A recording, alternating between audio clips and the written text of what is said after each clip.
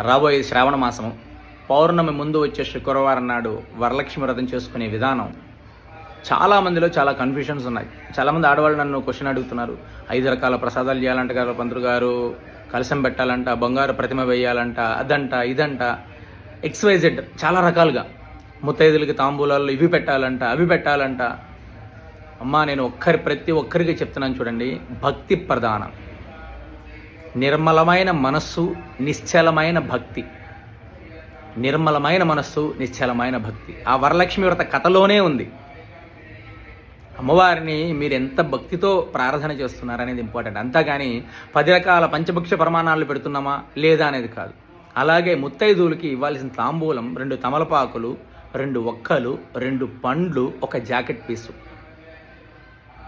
మీ ప్రాంతాచారాన్ని బట్టి మీకు శక్తి ఉంటే ఇంకేదైనా పెట్టి తాంబూలం, అంతేగాని